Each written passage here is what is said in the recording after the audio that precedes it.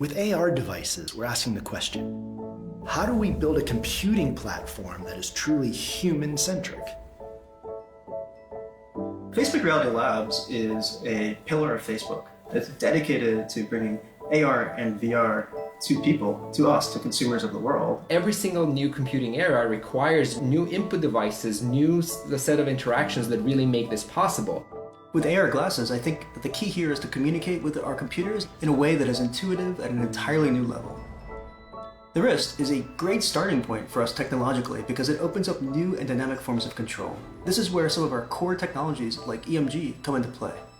Neural interfaces, when they work right, and we still have a lot of work to go here, feel like magic.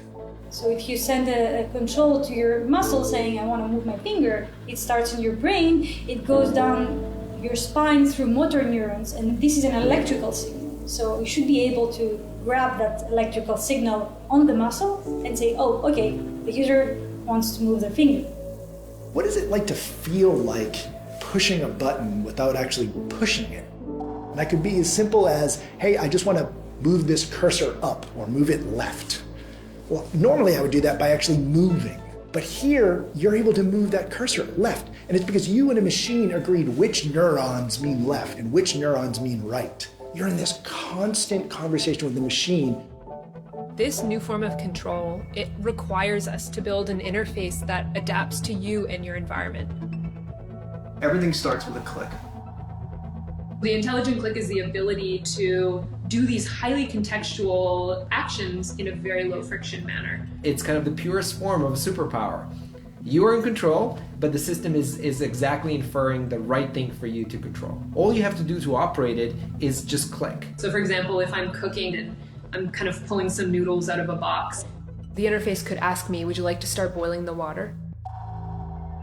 The wrist can also be a spot where the technology is communicating back to the user. The haptics, the sensation of touch around us, this is part of how we learn and use motor control. It's critical to AR and XR. We wondered, as you pull back the bowstring on a bow, if we tied that not to the tension growing on people's fingers, but rather squeezing on the wrist, would it add to that experience like you're pulling back the bowstring? The answer is yes.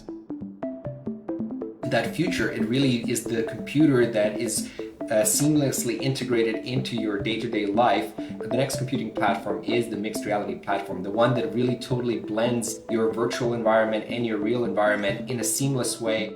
We're in this moment where we can move from personal computing to personalized computing. What if you and a computer agreed to design a keyboard together, and you type faster on it than anybody else in the world could type on your keyboard? I think what this enables is the ability to not have to focus on a computer, on a phone, and be able to still interact with other people. It's going to open up a new generation of communication and access and navigation.